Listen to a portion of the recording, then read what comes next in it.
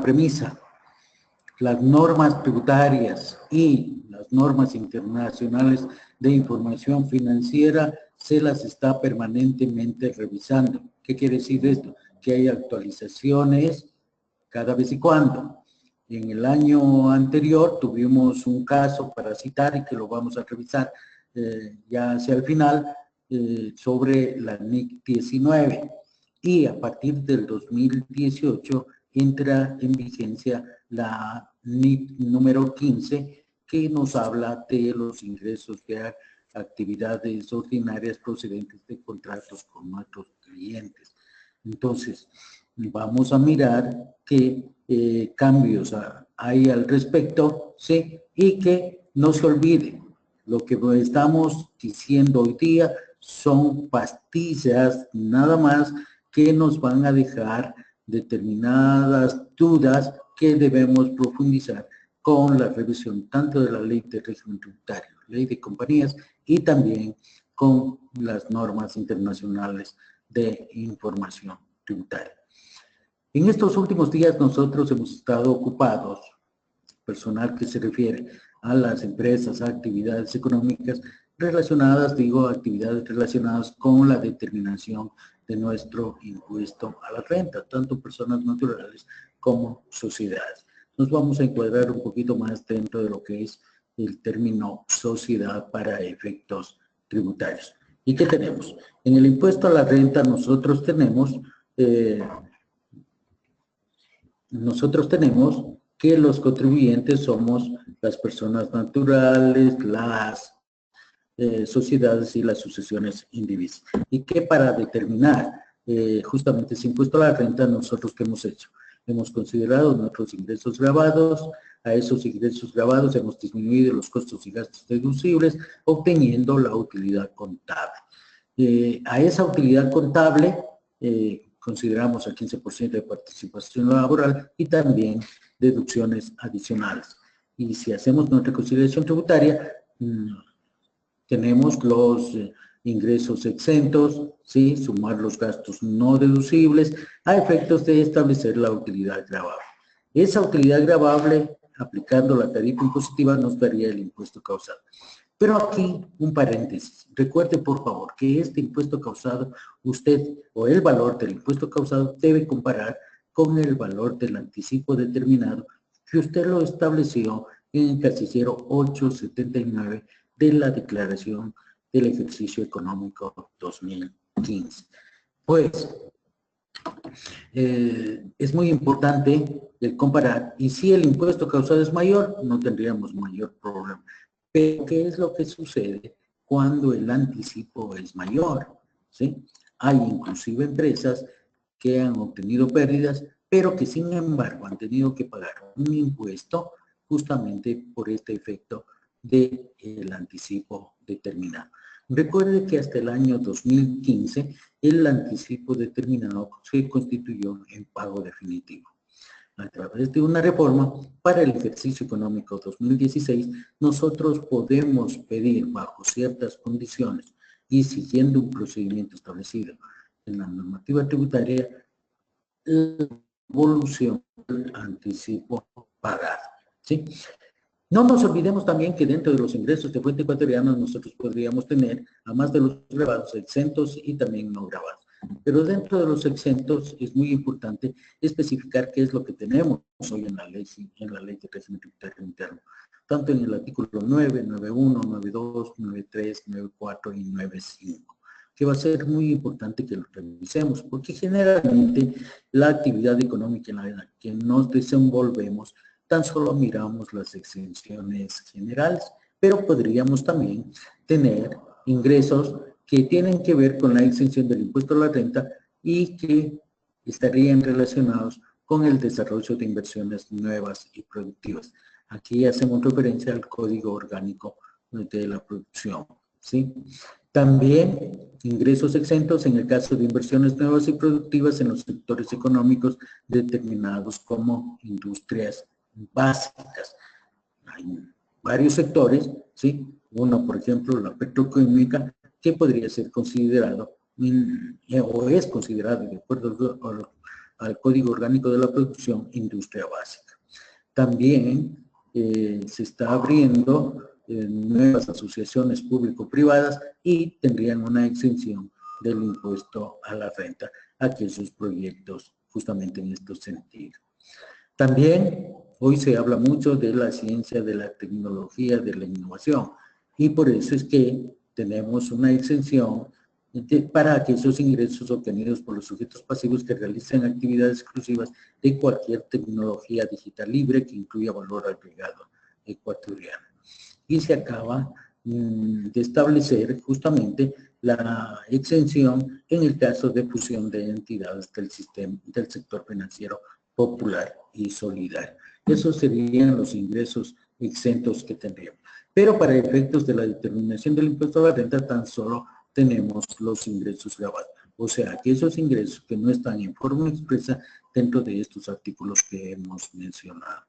Y decíamos que de esos ingresos grabados tenemos que restar justamente los costos y gastos que tienen que ver con la obtención de la renta grabada, que se haya producido el hecho económico, se haya efectuado justamente el gasto. Y para justificar ese gasto tendríamos que tener documentos válidos de acuerdo al reglamento de comprobantes de venta y de retención. Recuerde que tenemos los requisitos tanto de preimpresión cuanto de llenado que deberíamos cumplir. Y dentro de esos documentos, un aspecto muy importante es que cuando quien lo percibe obtiene una renta gravada, nosotros como agentes de retención deberíamos emitir un comprobante de retención que también debería estar de acuerdo a las normativas establecidas en el reglamento justamente de comprobantes de venta, retención y documentos complementarios.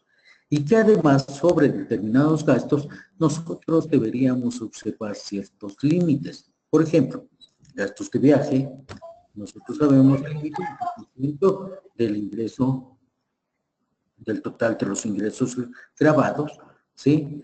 Gastos de gestión tiene una limitación, depreciaciones tiene limitación, amortizaciones tiene limitación, gastos de publicidad tiene limitación, y así sucesivamente podríamos mencionar algunos que tienen justamente que observar los límites para que sean aceptados, porque caso contrario tendrían que ser considerados como gastos no deducibles y que tienen un casillero específico en el formulario 101.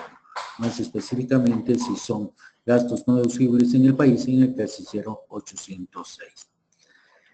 Una vez que consideramos los gastos deducibles de los ingresos grabados, nosotros tenemos la utilidad contable, ¿sí? Calculamos el 15% de participación laboral, no tomamos en cuenta los ingresos exentos y también tendríamos las deducciones adicionales. ¿Qué deducciones adicionales nomás se contemplan en la Ley de Régimen Tributario Interno? Algunas que ya le hemos venido aplicando desde hace varios años, ¿sí? Como por ejemplo, pagos por incremento neto de empleo, los pagos a discapacitados o trabajadores que tengan cónyuge o hijos con discapacidad, pagos a adultos mayores, esto desde el 2015, pagos a migrantes retornados mayores de 40 años. Para este año se estableció a través de la Ley de Incentivos Tributarios que es una deducción adicional por los gastos de seguros médicos privados y o medicina prepagada a favor de sus trabajadores. Una condición sine qua non en este aspecto es que justamente esos seguros médicos privados sea para todos los trabajadores. Varios años que nosotros estamos aplicando como una deducción adicional los gastos personales, ¿sí? Que tan solo personas naturales lo podríamos hacer. Deducción adicional a las micro, pequeñas y medianas empresas por tres conceptos que tienen que ver con la capacitación, con los gastos de viaje, con aquellos desembolsos que tienen que ver para la investigación, ¿sí? Que tendrían que ser considerados, ¿sí? Y también tenemos aquellos valores destinados para la compensación de los estudiantes en formación dual y por becas de educación, los valores por concepto de sueldos, beneficios sociales, participación de trabajadores que pagamos a tutores, que han sido designados para la formación dual y para los contribuyentes cuya actividad económica principal sea la operación de oficinas centralizadas de gestión de llamadas. Todas esas son las deducciones adicionales que tendríamos que también tomarlas en cuenta en nuestra conciliación tributaria. Había citado que luego de establecer la utilidad contable, ¿sí? La utilidad contable, que viene a equivaler a la utilidad líquida que nosotros tenemos en el Código del Trabajo, ¿sí? En el año 2010, los entes de control, Superintendencia de Compañías, Ministerio de Relaciones Laborales en aquel entonces y Servicio de Rentas Internas, emitieron un manual para la atención de usuarios respecto de reclamos en el pago de utilidades. Y ahí nos decía cuál es o qué se entiende por utilidad líquida, llegando a la conclusión de que utilidad líquida era la utilidad contable. Y es igual a la utilidad contable, al total de ingresos menos el total de los egresos. Pero, por una reforma al artículo o al Código del Trabajo a través del artículo 97.1, se estableció un límite en la distribución de las utilidades, ¿sí? O sea, ningún trabajador podría percibir, ¿sí?, un valor que exceda los 24 salarios básicos unificados del trabajador en general. Y que en caso de exceder eso, el exceso, sería depositado en una cuenta, ¿sí?, para el régimen de prestaciones solidarias de la Seguridad Social, ¿sí? Hay una cuenta donde deben ser aportados estos excedentes establecidos. Pero aquí una aclaración que lo estableció el Ministerio del Trabajo a través de un oficio circular justamente sobre el límite en la distribución de utilidades. Que el límite previsto en el artículo 97.1 del Código del Trabajo tan solo se aplicará al 10% de las utilidades que se distribuyen entre todas las personas trabajadoras y ex trabajadores. Usted sabe que es el 15%, pero dividido el 10% que se distribuye a todos los trabajadores y el 5% por las cargas familiares. Entonces, el valor del 10% calculado para cada uno de los trabajadores es el que debe ser comparado o tomado en cuenta para el límite de los 24 salarios básicos unificados. Porque en caso contrario de exceder, ya sabemos que deberíamos depositar justamente a la cuenta del Instituto Ecuatoriano de Seguridad Social para el régimen de prestaciones solidarias, ¿sí?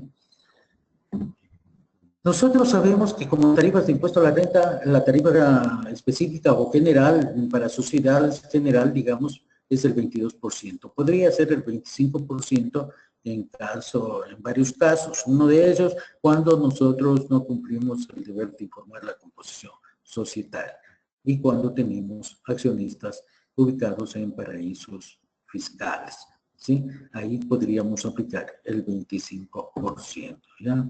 No nos olvidemos inclusive que podríamos efectuar la reinversión de utilidades y ahí tendríamos justamente una reducción de 10 puntos porcentuales de la tarifa del impuesto a la renta sobre el valor que vamos a reinvertir. Y sobre el resto de utilidades aplicaríamos el 22%. El cumplimiento de esta normativa hace que el monto reinvertido deba ser justificado con activos productivos que corresponden a la adquisición de maquinarias, activos para riego, material vegetativo, plántulas, insumo vegetal, bienes relacionados con investigación y tecnología. Ciertos aspectos que deberíamos mirar: la adquisición de maquinaria, el aumento de capital en el siguiente año, la inscripción en el registro mercantil, que deberíamos hacer hasta el 31 de diciembre, un informe técnico sobre los activos fijos y que las adquisiciones deberían ser debidamente soportadas, ¿sí? Nosotros sabemos que el impuesto a la salida de divisas podría ser considerado crédito tributario, pero siempre y cuando la adquisición o la importación de materias primas, bienes de capital, sea realizado a través de los listados de política tributaria, del Comité de Política Tributaria, ¿sí? Y decía hace un momento que el impuesto pausado deberíamos compararlo justamente con el anticipo determinado y que fue llenado en el formulario del ejercicio fiscal 2015. ¿Sí? ¿Qué es lo que va a pasar? A través de la reforma nos dice, señores, ustedes pueden pedirme la devolución del anticipo de impuesto a la renta, bajo ciertas características, ciertos condicionamientos, pero el procedimiento sería el siguiente. Verificar que el anticipo pagado con cargo al ejercicio fiscal 2016 sea mayor al impuesto causado del mismo ejercicio fiscal. ¿Sí? El anticipo pagado debe ser mayor al impuesto causado, ¿no? Se da en muchos casos.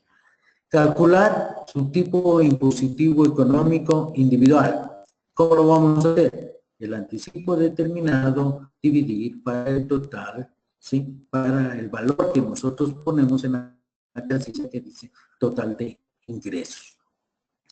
Una vez que obtenemos ese individual, ese tipo impositivo económico promedio individual, debemos compararlo con el tipo impositivo económico promedio de los contribuyentes.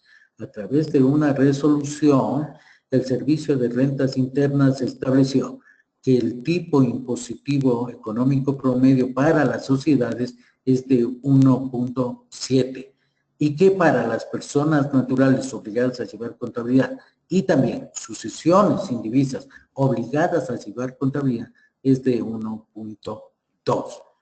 Si el tipo impositivo económico individual es mayor al promedio de los contribuyentes, se debe obtener dicha diferencia. ¿Y por qué? Porque esa diferencia tendremos que multiplicar por el valor de la casilla total de ingresos, ¿sí? Y ese resultado será el monto máximo sobre el cual se aplicará la devolución. Ojo, en ningún caso el valor objeto de devolución de anticipo de impuesto a la renta podrá ser mayor a la diferencia entre el anticipo pagado y el impuesto causado. Hablaba de condiciones que debemos reunir a efectos de poder pedir la devolución del anticipo de impuesto a la renta del ejercicio 2016. Cuando se haya visto afectada significativamente la actividad económica del sujeto pasivo en el ejercicio económico respectivo. Que el anticipo determinado supere el impuesto causado en la parte que exceda el tipo impositivo efectivo promedio de los contribuyentes en general. El contribuyente debe presentar la solicitud al Servicio de Rentas Internas, haber presentado la declaración del impuesto a la renta del ejercicio fiscal 2016 y, ojo, algo que es muy importante, que en caso de tener un crédito tributario o un derecho a la devolución del anticipo, ya conste en nuestro estado financiero, porque caso contrario, no le vamos a poder demostrar al Servicio de Rentas Internas que ya hemos considerado dicha situación y que por lo tanto, al no tener en nuestra contabilidad, prácticamente no nos estaría devolviendo.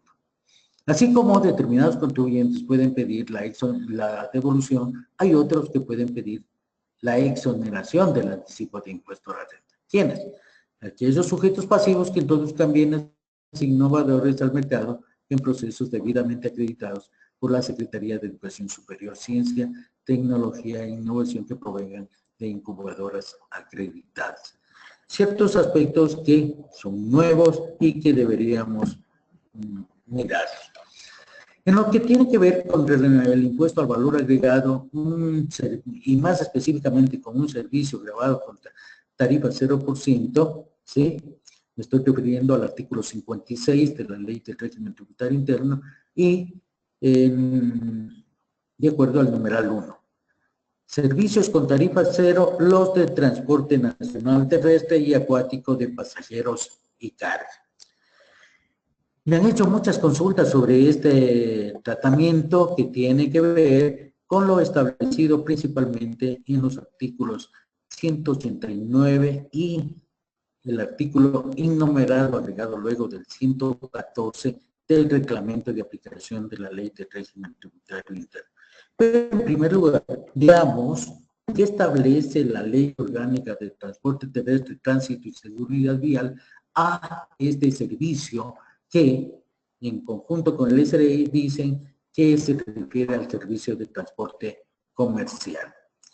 Es el que se presta a terceras personas a cambio de una contraprestación económica. ¿Sí?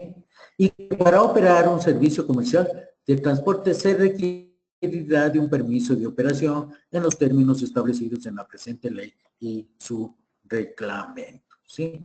Entonces, la operadora, ¿sí?, debería tener una autorización de la Agencia Nacional de Tránsito para que pueda operar. Y esta operadora va a tener sus socios, ¿ya?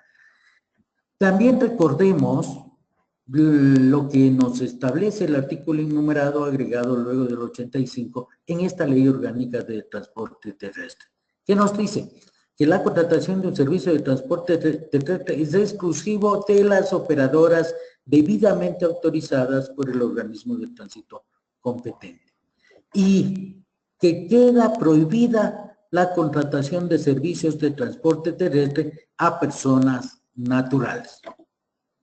Mucho se habló de competencia desleal y que a través de esta disposición se iba justamente a controlar esto, ¿sí?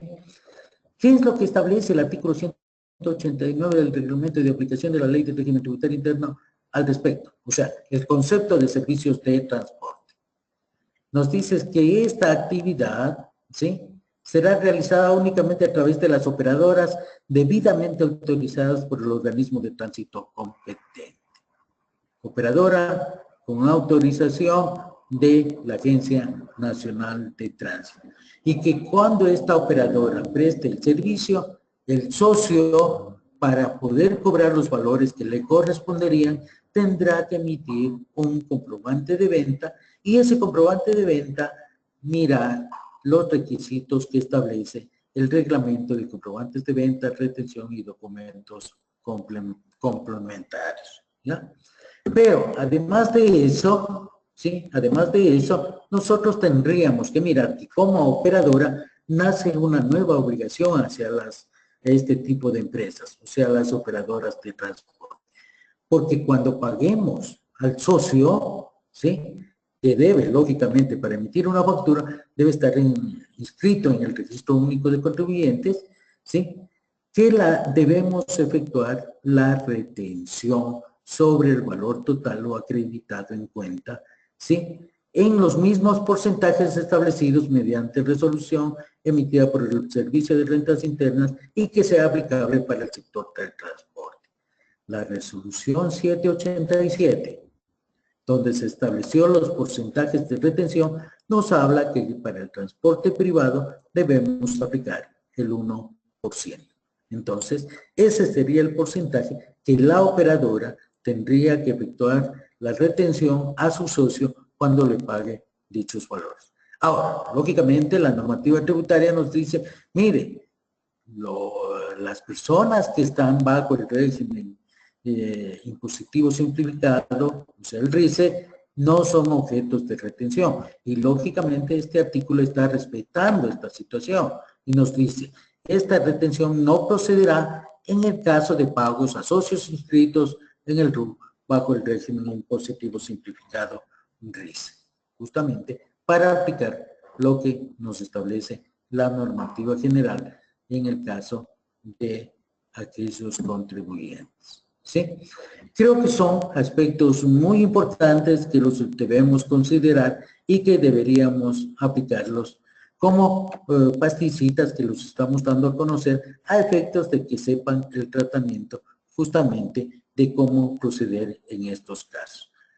Ahora, como sociedad tenemos también a otro organismo de control, la Superintendencia de Compañías. En pocos días, es el plazo que tenemos para presentar la información que nos pide este organismo de control y que tiene que ver con nuestros estados financieros, con los informes de auditoría, en caso de tener auditor externo, el informe de gerente, el informe de comisario, las notas a los estados financieros como componente del juego completo de estados financieros, el RUC, una copia del RUC que nos pide, son determinados aspectos. Pero tampoco deberíamos olvidarnos nosotros que, como sociedad, podríamos tener la obligación de contratar un auditor externo. También deberíamos mirar ¿sí? Tenemos la designación de comisarios. ¿Qué pasa con las actas de junta de accionistas? Hoy nos está controlando mucho el organismo de control, los libros sociales, y aquí tiene que ver mucho con las actas de juntas de accionistas, el reporte del auditor externo que tiene que hacerlo a la superintendencia de compañías. El auditor externo igualmente al SRI tendrá que presentar el informe de cumplimiento de obligaciones tributarias, estableciendo ya la responsabilidad de la presentación a la empresa, ¿sí? No tan solo al auditor externo, sino la empresa será la responsable de la presentación y también el informe de gerente. No nos olvidemos que hubo una reforma en relación a la obligatoriedad que tenemos para contratar el servicio de auditoría externa. Se reformó en el sentido de que si nuestros activos superiores superan los $500,000 al 31 de diciembre del 2016, ya en el caso de sociedades anónimas, comandita por acciones de responsabilidad limitada, ya estaríamos obligados a contratar al auditor externo, ¿sí? Anteriormente teníamos que los activos deberían superar el $1,000,000. Hoy tenemos justamente el valor de 500,000, ¿sí? La fecha límite para la contratación de auditoría externa, ¿cuál es? Hasta 90 días antes de la fecha de cierre del ejercicio económico. Y que al informar a la superintendencia de compañías ya deberíamos adjuntar el contrato firmado por el auditor externo y la empresa que está contratando a dicho auditor, ¿sí? No nos olvidemos que deberíamos contratar un auditor externo del Registro Nacional de Auditores Externos que tiene justamente la superintendencia de compañía y que tiene la autorización para realizar dicha labor. No nos olvidemos que en caso de ser auditores externos, nuestra autorización tiene una vigencia por 3 años contados a partir de la fecha de expedición y que podríamos irlo renovando, ¿sí? Las normas o la persona autorizada para realizar una auditoría debe hacerlo en base a las normas internacionales de auditoría, no se olvide. Y tiene que verificar que nuestros estados financieros han sido preparados bajo las normas internacionales de información financiera. Ya vamos a ver justamente qué pasa con las normas internacionales de información financiera. ¿Qué tiempo debe tener este auditor externo la documentación en custodia? 7 años mínimo. Papeles de trabajo, evidencias y otra documentación en la que se fundamentó la opinión emitida, ¿sí? Ninguna firma auditora calificada podría efectuar auditoría externa por más de 5 años consecutivos respecto del mismo sujeto de auditoría, o 3 años consecutivos en casos de sociedades de interés público, ¿sí? La contratación de auditoría, ya lo mencioné, tiene que ser a través del contrato por escrito que justamente debemos informar al organismo de control y que debería constar dentro de los papeles de trabajo del auditor. Además del informe, el auditor debería comunicar por escrito a la superintendencia de compañías los actos ilegales, fraudes, abusos de confianza y otras irregularidades que hubiera encontrado al realizar su examen. La superintendencia puede exigirle al auditor explicaciones, aclaraciones respecto del cumplimiento de las disposiciones legales y reglamentarias. Y puede revocar o suspender la calificación como auditor externo. La contratación de comisarios. Es la Junta General de Accionistas la que designa en forma obligatoria 2 comisarios, un titular y un suplente, en el caso de sociedades anónimas. La Junta de Socios puede designar, de acuerdo a estatutos, comisario titular y suplente, tratándose de sociedades limitadas u otras, o sea, de acuerdo a los estatutos. Y que la Junta General puede revocar el nombramiento de comisarios en cualquier tiempo, ¿sí? El comisario continuará en sus funciones aun cuando hubiere concluido el periodo para el que fue designado. ¿Cuáles son las atribuciones y obligaciones que tenemos en nuestra calidad de comisarios? Sí, tenemos varias. Cerciorarse de la constitución y subsistencia de las garantías de los administradores y gerentes en los casos que fueren. Exigir de los administradores la entrega de un balance mensual de comprobación. Deberíamos exigir eso. Examinar en cualquier momento y una vez cada 3 meses, por lo menos los libros y papeles de la compañía en los estados de caja y cartera. Revisar el balance, la cuenta de pérdidas y ganancias, presentar a la Junta un informe debidamente fundamentado sobre los mismos. Puede inclusive convocar a juntas generales de accionistas en los casos que determina la ley. Solicitar a los administradores que hagan constar en el orden del día previamente a la convocatoria de la Junta General los puntos que crean convenientes. Asistir con voz informativa a las juntas generales. Vigilar en cualquier tiempo las operaciones de la compañía, pedir informes a los administradores, proponer motivadamente la remoción de los administradores y presentar a la Junta General las denuncias que reciba acerca de la administración con informe relativo a las mismas. Mire qué es lo que pasa si no cumplimos con esto. Nos harán responsables en forma personal y solidaria justamente con los administradores, ¿sí? Pueden ser objeto de remoción los comisarios. ¿Qué pasa con los libros sociales? Señores, las actas de juntas. Verificar que el acta de junta ordinaria se envía a la superintendencia de compañías. Es uno de los documentos que nos piden justamente. ¿Qué pasa con los, en caso de decidir la distribución de utilidades? Ese sería el momento justamente para efectuar las retenciones sobre los dividendos que perciban cada uno de los socios o accionistas. También se puede en dicha junta decidir incrementos de capital a través de la reinversión de utilidades, si tenemos causas de disolución, qué disposición en definitiva corremos por parte de los socios o accionistas. ¿Sí? Hoy mucho se habla de lavado de dinero, podríamos designar oficiales de cumplimiento y manuales sobre el lavado de activos, ¿no? El auditor tiene que reportar a la superintendencia de compañías, la empresa elabora los estados financieros y las notas a los... Tenemos que tener manuales de control interno, manuales de políticas contables, manuales de procedimientos operativos. Es muy importante el manual de políticas y procedimientos contables. O sea, establecer los procesos, las personas que deben realizar tal proceso, establecer flujogramas en relación al cumplimiento de esos procesos. Es muy importante que tengamos como empresa todo eso, ¿sí? En un curso anterior, una persona me decía, sí, yo tengo el manual, pero ¿dónde lo tengo? En mi cabeza. O sea, no tenía por escrito. No puede ser eso.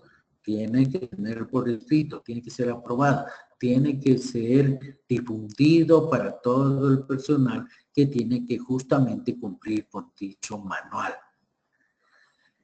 En el reporte del auditor también se tiene que hacer referencia a contratos importantes que realice la persona que está siendo objeto de la auditoría, ¿sí? Movimientos de cuentas patrimoniales autorizadas por juntas, el tratamiento que tenga sobre partes relacionadas, la justificación del tipo de operaciones con partes relacionadas y discusión de cartas que podríamos tener con el auditor, ¿sí? El informe de cumplimiento de obligaciones tributarias, la obligación de Senado de cada empresa, ¿sí? La guía para entidades que no requieran auditoría externa, el contribuyente sobre el cual se emite el informe de cumplimiento tributario es responsable por la presentación de ese informe ante la administración tributaria. En este informe se presenta el plan de cuentas, realizando un mapeo con el formulario 101 y tiene que ser considerado a determinados aspectos relevantes de la conciliación tributaria. La opinión del auditor sobre el cumplimiento de obligaciones tributarias, los anexos del informe de cumplimiento, que son firmados por el sujeto pasivo y también se entrega en medio magnético, ¿ya? El reporte de diferencias del informe de cumplimiento tributario realizado por el auditor externo es muy importante. Y también el informe de auditoría financiero. Es muy importante que adjuntemos todo esto, ¿sí? Y en relación al informe de gerente, debería presentar el informe que muestra la gestión que desarrolló durante el año como gerente. Debe encuadrarse dentro de un marco que siguió la economía en determinado año qué pasó con las acciones realizadas, la forma como se ejecutaron justamente esas acciones para conseguir los objetivos de la empresa. Debe incluir recomendaciones propuestas sobre decisiones que tienen que ver con el presupuesto y sobre la misión de la empresa. Justamente, ¿cuál es el contenido de este informe? Resumen gerencial, la problemática inicial, las estrategias aplicadas. Eso es lo que debe constar en el informe. Los recursos utilizados, logros obtenidos, limitantes y notas adicionales y recomendaciones. Las citas que tienen que tener el informe del gerente. ¿Sí? Y también hablábamos de impuestos diferidos. Desde el año 2015, nosotros tenemos una normativa desde el punto de vista tributario y a partir del 2009 que entraron en vigencia las normas internacionales de tratamiento de impuestos diferidos, especialmente la aplicación del número 12 que hace relación al impuesto a las ganancias. En el formulario 101 tenemos dos campos muy especiales en nuestra conciliación tributaria. Uno que dice en relación a diferencias permanentes y otro diferencias temporarias. Dentro de la normativa de normas internacionales de información financiera, tan solo se utiliza el término diferencia temporaria. En años atrás sí teníamos el concepto de diferencia permanente, pero eso ya fue objeto de abolición y por lo tanto tan solo tendríamos diferencias temporales. Pero miren, ¿qué es lo que pasó en el 2014 a través de la Ley Orgánica de Incentivos a la Producción y Prevención del Fraude Fiscal? Ahí se estableció el tratamiento de impuestos diferidos. ¿Y qué nos dice la normativa tributaria? Que en caso de divergencia entre las normas tributarias y las normas contables y financieras, prevalecerán las primeras, o sea, las normativas tributarias. Y tenemos 10 casos que son aceptados para fines tributarios como diferencias temporales. El tratamiento, lo vamos a ver más a continuación, tan solo tengamos muy presente cuáles realmente de estos casos nosotros lo hemos aplicado. Valor neto realizable de inventarios, en caso de que las empresas tengan justamente inventarios, ¿sí? Tengan inventarios. Generalmente de bienes no producidos por el contribuyente.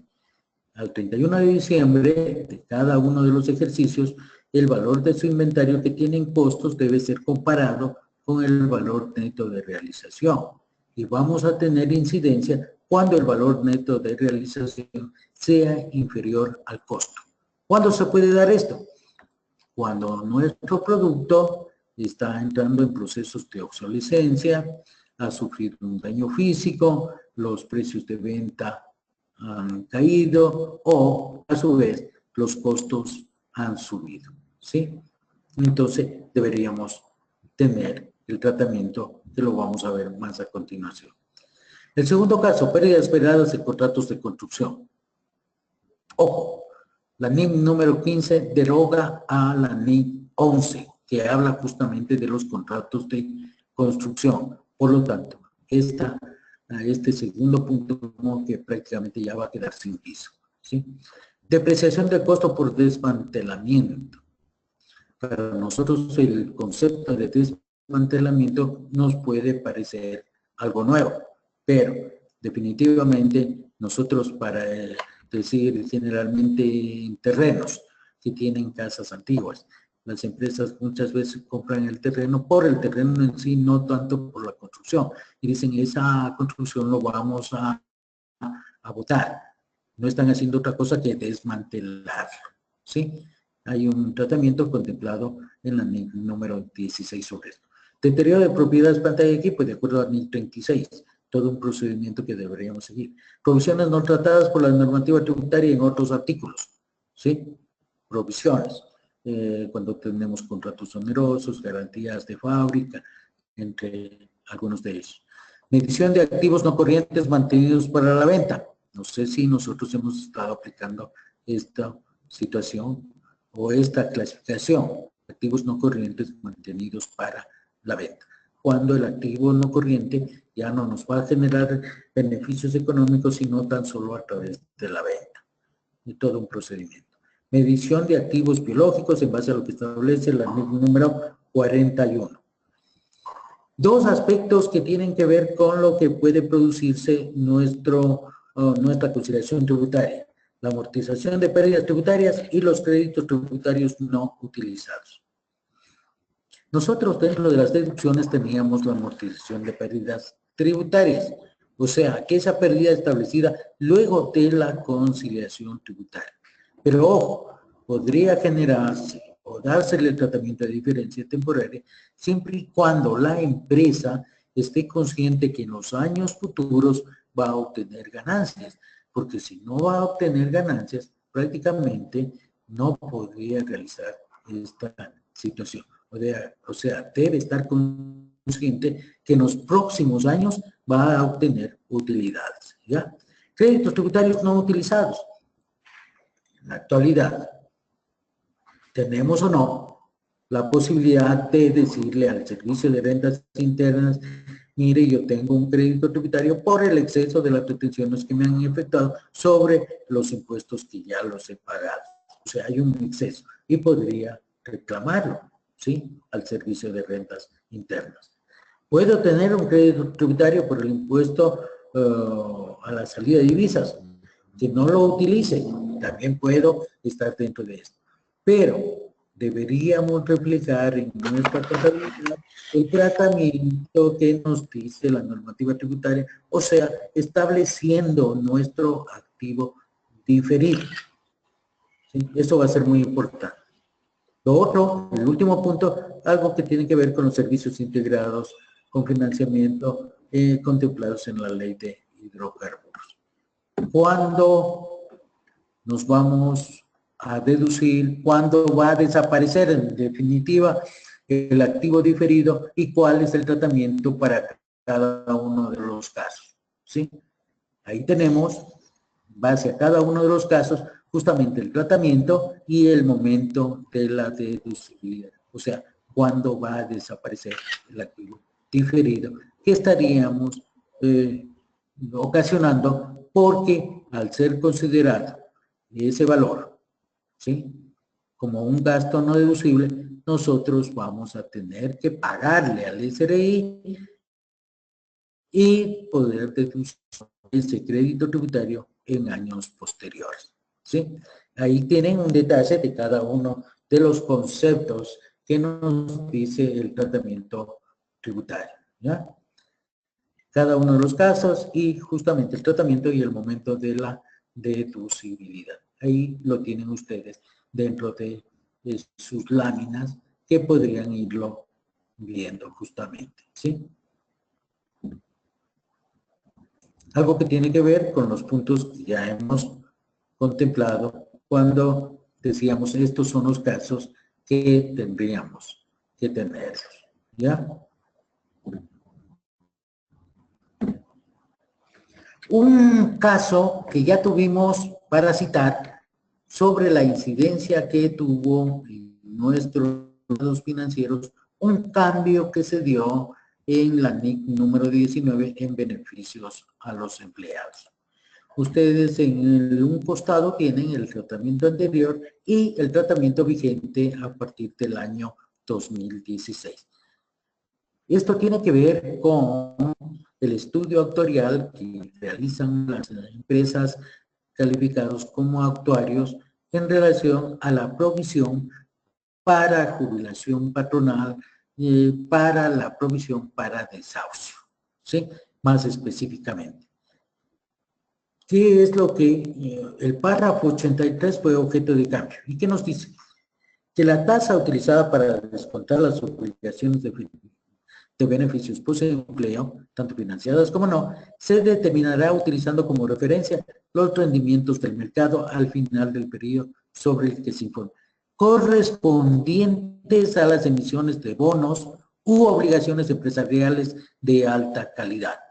¿Qué quiere decir esto? Bonos que hayan emitido las empresas y que tengan el suficiente respaldo y que esas empresas estén considerados que no tienen riesgo alguno.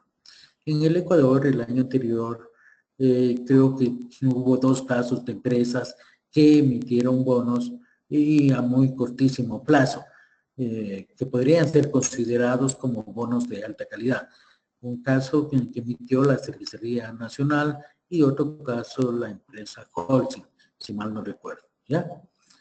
Y prácticamente no son más. O sea que como que no hay bonos empresariales de alta calidad en el Ecuador.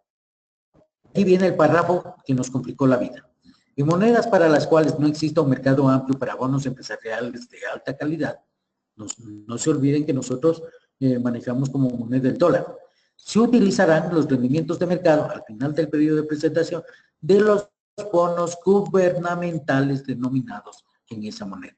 Entonces, en vez de aplicar tasas ecuatorianas, nosotros deberíamos aplicar las tasas establecidas para los bonos emitidos por los Estados Unidos de América, porque justamente tenemos nuestra moneda, el dólar, ¿sí? Entonces, hubo un cambio que incidió especialmente en el ORE, otro resultado integral, que afecta al patrimonio de los socios o accionistas, más específicamente. Este es un cambio que se dio ya en el 2016. Hubo una empresa que especialmente, que estando calificada como actuario, lo hizo. La empresa se llama Actuaria, justamente ya realizó el estudio en base a este nuevo tratamiento.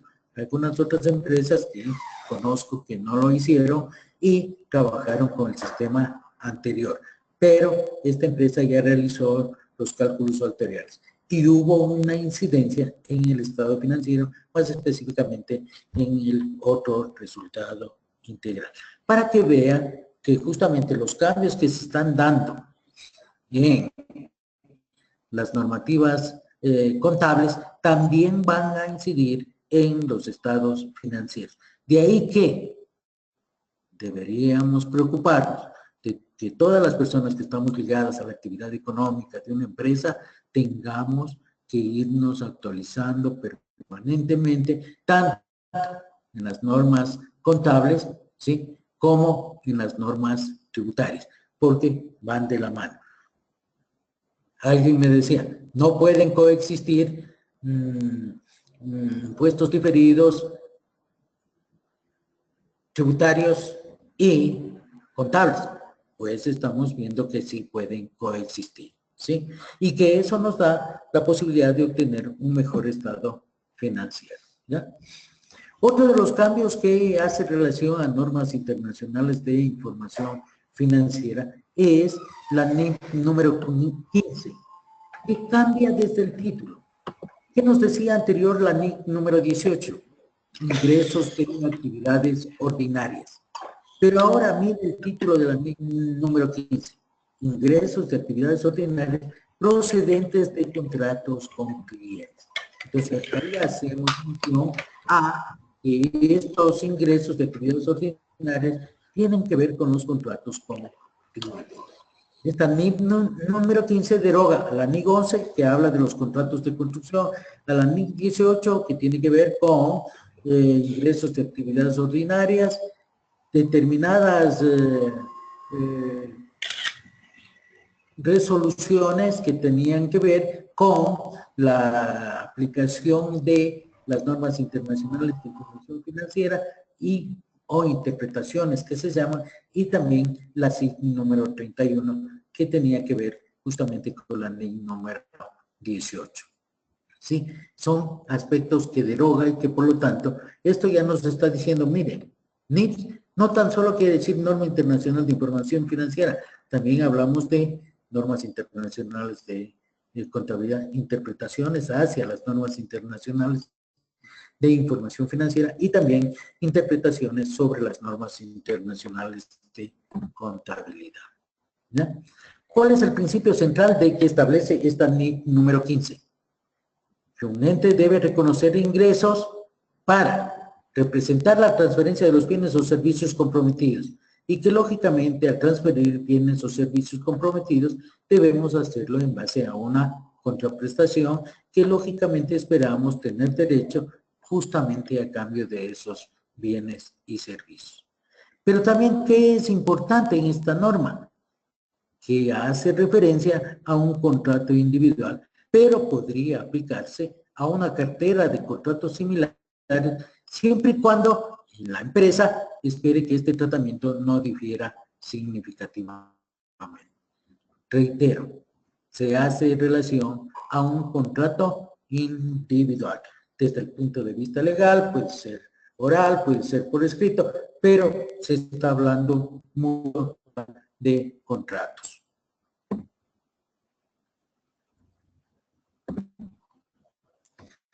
¿Cuáles son las características que nos establece el número 15?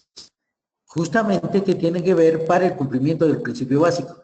Identificar el contrato con un cliente, o sea, debe haber ese contrato en que se establezcan derechos y obligaciones para cada una de las partes.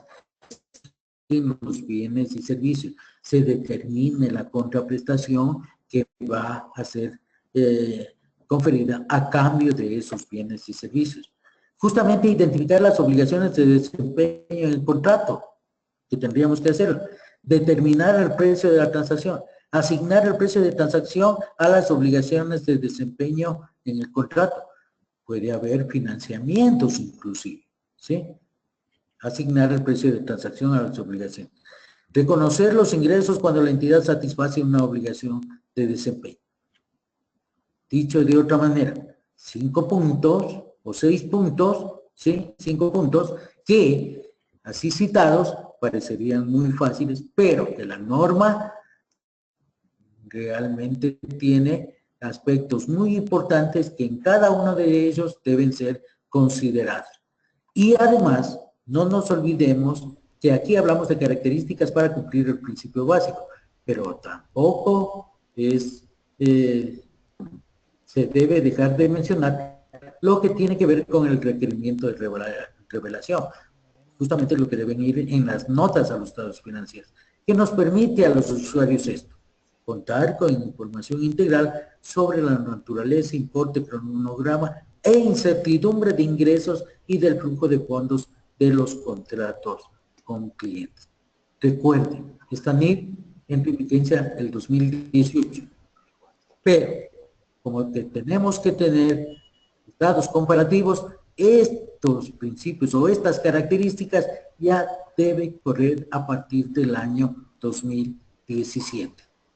Ya sería bueno que estemos trabajando en esto. Recomendación, permanente actualización, no tan solo en la normativa tributaria, sino también en los aspectos de normas internacionales de información financiera.